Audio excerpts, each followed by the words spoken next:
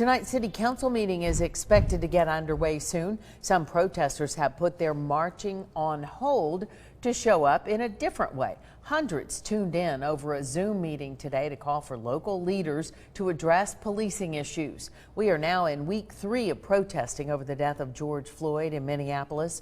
Now, one of the pleas from protesters all over, including here in Chattanooga, is to defund the police department. Chattanooga Police Chief David Roddy defended his budget with city council members today. Channel 3's Claudia Coco called into that meeting earlier today. Claudia, what happened? Cindy, we found out at the very beginning of that hour-long meeting that Mayor Burke wanted to make some changes to the police department's budget, and we found out that they will be losing about $2 million in funds so it can go to other places. What we've proposed to do is to move money from the police department to create an Office of Community Resilience.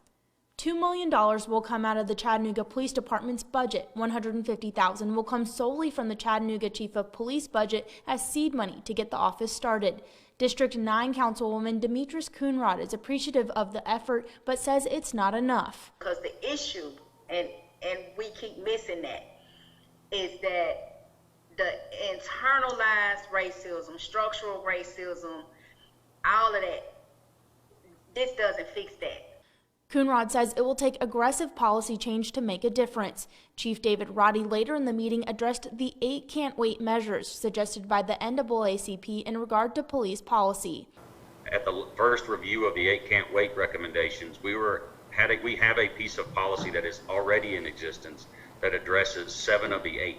The only one that we didn't have exact strong enough language was the duty to intervene, which I have already changed to make sure that that was placed in there. Chief Roddy says they are working to create a frequently asked questions section to make CPD policy more readily available for the public. District 8 Councilman Anthony Byrd asked Chief Roddy during the meeting what it would look like if they just took $45 million away from the police department. This was Roddy's response. Speculative without knowing exactly where all of that $45 million would come from. You would lay off anywhere between 200 and 250 police officers. In response to Byrd's questions, Roddy also explained that speculatively, the department had 700,000 official and unofficial interactions in 2019. Also in that same year of 2019, we had around 304 or 305 use of force reports filed by your police officers.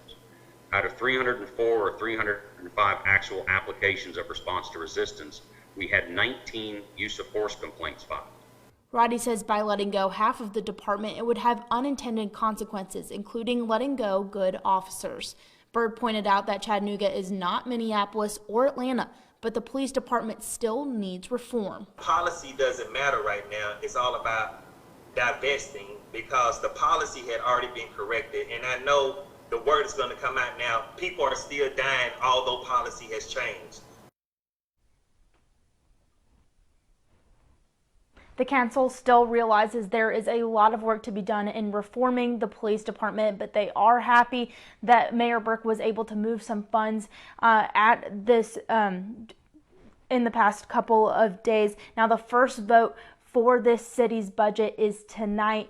And again, this meeting was streamed live on our Facebook page. It was an hour long. It was a substantial discussion. So if you want to hear more about what they talked about in this meeting earlier today, make sure to check that out. For now, live from home, Claudia Coco, Channel 3 Eyewitness News.